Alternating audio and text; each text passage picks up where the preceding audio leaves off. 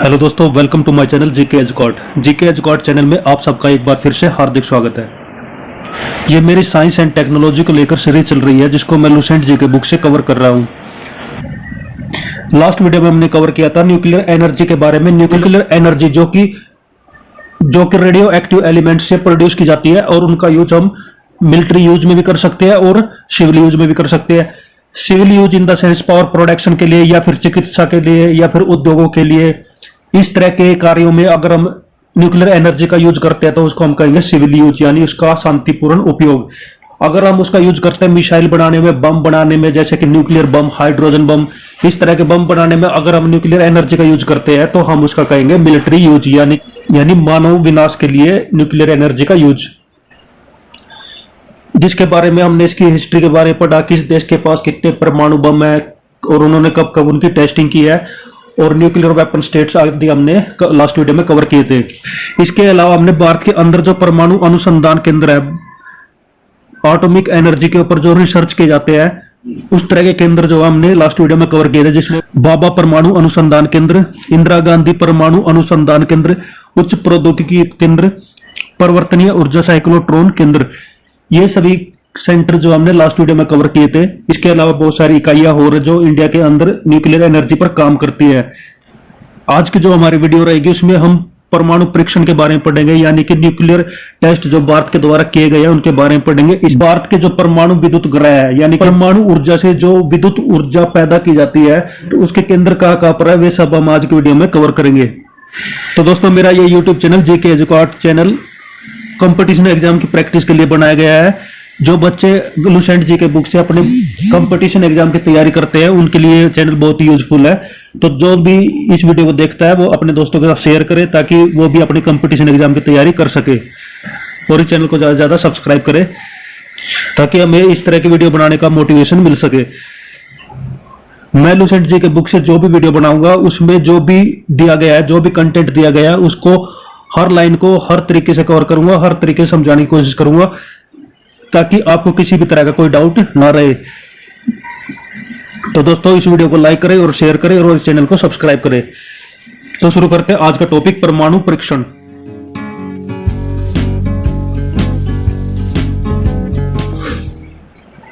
जैसा कि मैंने लास्ट वीडियो में परमाणु परीक्षण का जो इतिहास उसके बारे में बताया था, किस किस देश ने कब कब परमाणु परीक्षण किया है, जिसमें मैंने बताया था कि सबसे पहले यूएसए ने, उसके बाद रशिया ने, उसके बाद फ्रांस और यूके ने, और उसके बाद जो है चाइना ने न्यूक्लियर टेस्ट किए थे, जिनके कारण इनको न्यूक्लियर वेपन स्टेट बोला जाता है।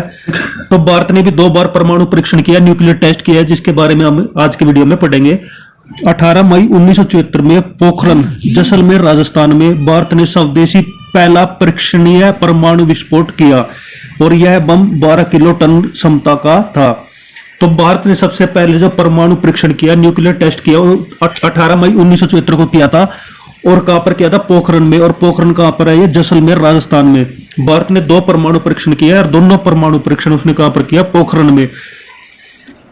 और इसमें जो है एक ही बम का इस्तेमाल किया गया था, जिसका टेस्ट किया गया था, उसकी क्षमता थी 12 किलो टन। पहले परीक्षण के 24 वर्षों के बाद पोखरण में दूसरी बार 11 मई व 13 मई 1998 को परमाणु परीक्षण किया गया, जिसे शक्ति 98 का नाम दिया गया। यानी कि 1974 के 24 वर्षों के बाद 1998 ईस्वी को डेट थी 11 मई और 13 मई। 11 मई को 3 न्यूक्लियर टेस्ट किए थे और 13 मई को 2 न्यूक्लियर टेस्ट किए थे। तो कुल मिला के 5 न्यूक्लियर टेस्ट 1998 में किए थे और 1 न्यूक्लियर टेस्ट 1974 ईस्वी में किया था। 1974 में स्माइलिंग बुड्ढा कोड नेम दिया गया था और 1998 में शक्ति 98 का कोड नेम दिया गया था। 100 किलो टन अर्थात 1 किलो टन से कम विस्फोटों का सबसे बड़ा लाभ यह है कि यदि भारत ने समग्र परमाणु परीक्षण निषेध संधि CTBT, जिसके बारे में मैंने बताया था, कॉम्प्रिहेंसिव टेस्ट बैन ट्रीटी, जिस पर हस्ताक्षर कर लिया है, तो इस विस्फोट तकनीकी के माध्यम से प्रयोगशाला में भी परीक्षणों को जारी रखा जा सकता है। भारत ने जो 1998 में परमाणु परीक्षण किए थे उसमें 3 न्यूक्लियर टेस्ट ऐसे थे जो कि 1 किलो टन से कम थे। और अगर भारत CTBT जो कि 1995 या 96 में लागू हुई थी, इस ट्रीटी पर अगर इंडिया ने साइन भी कर लिए तो तब भी वह अपनी प्रयोगशाला में अपने लैब के अंदर इस तरह के परीक्षण कर सकता है। शक्ति 98 योजना की सफलता का श्रेय 3 वैज्ञानिकों को संयुक्त रूप से जाता है। उन वैज्ञानिकों के क्या नाम है? आर चिदम्बरम, एपीजे अब्दुल कलाम और अनिल काकोडकर। इन तीनों वैज्ञानिकों ने शक्ति 98 को सफल बनाया था।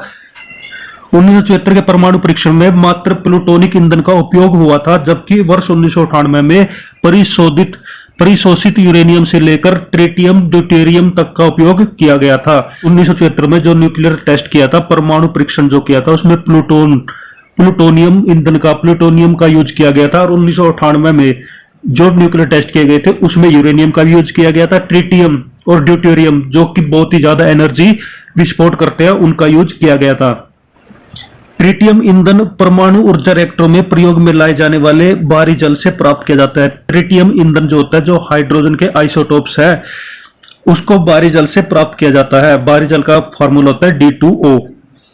शक्ति 98 के अंतर्गत परमाणु परीक्षण, तो यहाँ पर शक्ति 98 के अंतर्गत जो परमाणु परीक्षण किए गए, उसमें किस डेट में किस क्षमता का न्यूक्लियर टेस्ट किया गया वो यहाँ पर बताया गया है।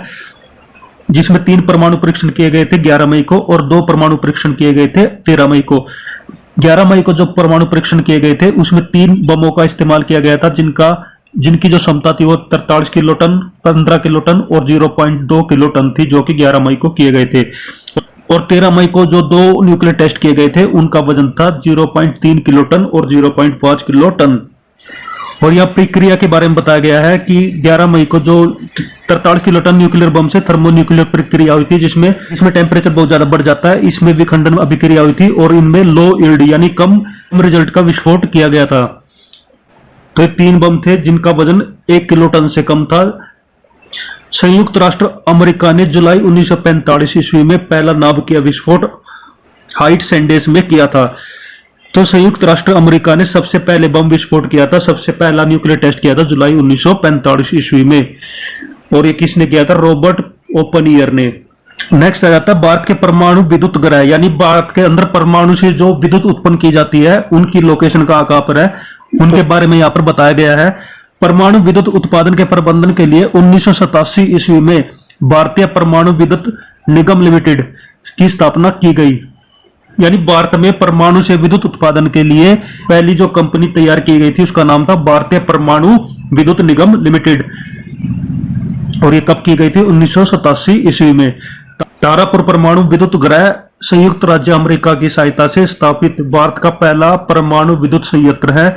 यह अमेरिका से आयातित वह संवर्धित यूरेनियम का ईंधन के रूप में प्रयोग में होता है। यानी तारापुर परमाणु विद्युत ग्रह जो बनाया गया था वो संयुक्त राज्य अमेरिका की सहायता से बनाया गया था और यह पहला परमाणु विद्युत संयंत्र था और जिसमें यूरेनियम का ईंधन के रूप में प्रयोग किया गया था। और इस विद्युत ग्रह के लिए आवश्यक ईंधन की आपूर्ति अंतिम समय तक संयुक्त राष्ट्र या अमेरिका के द्वारा की जाएगी। और इसमें जब तक ये विद्युत ग्रह काम करेगा, जब तक ये पावर हाउस काम करेगा, तब तक इसमें यूएसए ईंधन की आपूर्ति करेगा। रावत बाटा परमाणु विद्युत ग्रह प्रारंभ में कनाडा के सहयोग से शुरू किया गया था, लेकिन बाद में यह परियोजना स्वदेशी तकनीकी से पूरी की गई। वर्तमान में यह भारत का सबसे बड़ा न्यूक्लियर पार्क है।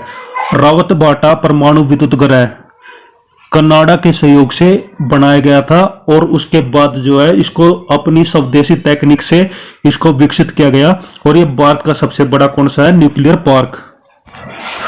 अब देख लेते हैं दोस्तों भारत के परमाणु विद्युत ग्रह, इसके बारे में हम पढ़ लेते हैं। उनकी लोकेशन कहाँ पर है और उनका निर्माण वर्ष, उनको कब स्टेब्लिश किया गया और उनकी क्षमता कितनी है। और क्षमता का मतलब है कि इन विद्युत ग्रह से जो पावर प्रोडक्शन होता है, जो विद्युत का उत्पादन किया जाता है, वो कितना मेगावाट होता है।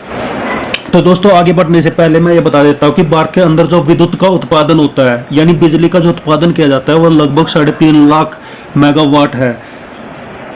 और न्यूक्लियर पावर प्लांट से यानी कि परमाणु ऊर्जा से जो विद्युत का उत्पादन होता है वो लगभग 7000 मेगावाट है, जो बहुत ही कम है।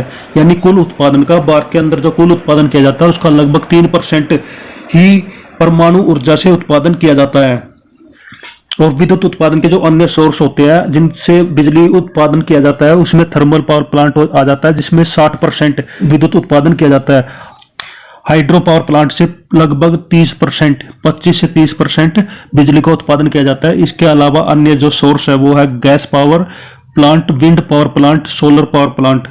जिनके द्वारा भारत के अंदर बिजली का उत्पादन किया जाता है। तो ये छोटी जानकारी थी, अब आगे बढ़ लेते हैं। तो सबसे पहले यहां देख लेते हैं कार्यरत, यानी कि जो विद्युत ग्रह एक्टिव है, 6 विद्युत ग्रह एक्टिव है, जिनमें पहला जाता है तारापुर परमाणु विद्युत ग्रह, जिसमें 2 यूनिट है, 1 और 2, और ये कहां पर है, महाराष्ट्र में है। इसकी स्थापना हुई थी 1972 ईस्वी में, और 320 मेगावाट का पावर प्रोडक्शन, बिजली का उत्पादन इसमें किया जाता है। किसमें? तारापुर परमाणु विद्युत ग्रह में। नेक्स्ट आ जाता है राजस्थान परमाणु विद्युत ग्रह, 1, 2, 3 इसमें विद्युत ग्रह की यूनिट्स है, जिससे लगभग जो है 440 मेगावाट का पावर प्रोडक्शन होता है। और इसको कब स्थापित किया गया था? 1972 में, यानी इसकी 2 यूनिट जो है 1972 में स्थापित की गई थी, और इसकी जो तीसरी यूनिट है वो कब स्थापित की गई थी? 1999 ईस्वी में। और ये कहां पर? रावटबाटा, राजस्थान में। तीसरा आ जाता है मद्रास परमाणु विद्युत ग्रह, जिसके अंदर 2 यूनिट है, और ये कल्पक्कम तमिलनाडु में है। 1983 में इसकी स्थापना की गई थी, और 470 मेगावाट जो है इसमें पावर का उत्पादन होता है। नेक्स्ट आ जाता है नरोरा परमाणु विद्युत ग्रह, जिसमें अंदर 2 यूनिट है, और ये कहां पर है? बुलंदशहर, उत्तर प्रदेश में। और इसकी स्थापना कब की गई थी? 1991 ईस्वी में। 470 मेगावाट इसमें बिजली का उत्पादन किया जाता है। नेक्स्ट आ जाता है काकरापार परमाणु विद्युत ग्रह, जिसके अंदर 2 यूनिट है, और ये कहां पर है? सूरत, गुजरात में है। 1993 ईस्वी में इसको स्टैब्लिश किया गया था, और 220 मेगावाट का बिजली उत्पादन इसमें किया जाता है। नेक्स्ट आ जाता है कैगा परमाणु विद्युत ग्रह, जो कि कर्नाटक में है। इसमें 2 यूनिट है, और 1999 में इसको स्थापित किया गया था, और 440 मेगावाट इसमें बिजली का उत्पादन किया जाता है। तो 6 न्यूक्लियर पावर प्लांट्स हैं जिनसे बिजली का उत्पादन होता है। और नेक्स्ट आ जाता है निर्माणाधीन, यानी कि अंडर कंस्ट्रक्शन, जिनका काम अभी चालू है, जिसमें आ जाता है काकरापार परमाणु विद्युत ग्रह, राजस्थान परमाणु विद्युत ग्रह, और कुडनकुलम परमाणु विद्युत ग्रह। काकरापार परमाणु विद्युत ग्रह में कहां पे है? सूरत, गुजरात में। राजस्थान परमाणु विद्युत ग्रह कहां पर है? रावतबाटा, राजस्थान में। कुडनकुलम परमाणु विद्युत ग्रह कहां पर है? कन्याकुमारी, तमिलनाडु में। और इसमें सबसे ज्यादा पावर प्रोडक्शन किसकी है? कुडनकुलम परमाणु विद्युत ग्रह की, जिसकी क्षमता है 2000 मेगावाट। नेक्स्ट आ जाता है निर्माण हेतु संस्तुति, यानी जिनका प्रपोजल दिया गया है, जिनके प्रोजेक्ट अभी स्टार्ट करने हैं, जिसमें आ जाता है तारापुर परमाणु विद्युत ग्रह, जिसमें 3 और 4 यूनिट बनाई जाएगी। तारापुर परमाणु विद्युत ग्रह, जिसमें 2 यूनिट अभी काम कर रही है, इसमें 2 यूनिट को और जोड़ा जाएगा। और नेक्स्ट आ जाता है राजस्थान परमाणु विद्युत ग्रह, जिसमें 3 यूनिट अभी चालू है, और चौथी यूनिट जो है अंडर कंस्ट्रक्शन है, और इसमें 5, 6, 7, 8 यानी 4 यूनिट को और जोड़ा जाएगा। और ये प्रोजेक्ट कंप्लीट होने पर अब 3000 मेगावाट की क्षमता बढ़ जाएगी। और लास्ट में एक इंपॉर्टेंट लाइन दी गई है, विश्व का पहला परमाणु बिजली घर रूस में स्थापित किया गया था, यानी वर्ल्ड लेवल पे सबसे पहले जो न्यूक्लियर पावर प्लांट बनाया गया था, न्यूक्लियर से बिजली उत्पादन की गई थी, और सबसे पहले कहां पर किया गया था? रूस में। और दूसरा आया था यूएसए में। तो दोस्तों आज के वीडियो हम यहीं पर ही खत्म करते हैं, जिसके अंदर हमने परमाणु परीक्षण को कवर किया। परमाणु परीक्षण 2 अब तक इंडिया के अंदर हुए हैं, 1973 और 1998 ईस्वी में। इसके अलावा जो भारत के अंदर न्यूक्लियर पावर प्लांट्स है, परमाणु विद्युत ग्रह है, उनके बारे में हमने पढ़ा, जिसमें 6 एक्टिव है, और 3 जो है अंडर कंस्ट्रक्शन है, और 1 जो है 2 का जो है प्रपोजल चल रहा है। इसका मुख्य उद्देश्य भारत के अंदर परमाणु ऊर्जा से बिजली उत्पादन को बढ़ाना है। हमारे देश के अंदर न्यूक्लियर पावर प्लांट से लगभग 3% बिजली का उत्पादन किया जाता है। टारगेट 2050 तक 25% का रखा गया है, यानी भारत के अंदर परमाणु ऊर्जा से 25% की पावर प्रोडक्शन की जाएगी। तो आज के वीडियो में बस इतना ही। नेक्स्ट वीडियो में हम भारतीय रक्षा प्रौद्योगिकी यानी इंडियन डिफेंस टेक्नोलॉजी के बारे में पढ़ेंगे। भारत के अंदर जो डिफेंस में जो टेक्नोलॉजी यूज की जाती है, इन द सेंस जो वेपन यूज किए जाते हैं, जो मिसाइल्स वगैरह यूज की जाती है, और भारत के जो मिलिट्री प्रोग्राम्स है, उसके बारे में हम नेक्स्ट वीडियो में कवर करेंगे, जिसके बाद जो हमारी साइंस एंड टेक्नोलॉजी की ये सीरीज कंप्लीट हो जाएगी। तो दोस्तों आज की वीडियो आपको कैसी लगी? अगर आपको वीडियो अच्छी लगी इस वीडियो को लाइक करें। तो दोस्तों हंसते रहिए, मुस्कुराते रहिए, और अच्छे से पढ़ाई करिए। अपने कंपटीशन एग्जाम की अच्छे से तैयारी करिए। मेरी तरफ से बेस्ट ऑफ लक सभी को। तो थैंक यू दोस्तों। जय हिंद, जय भारत, वंदे मातरम।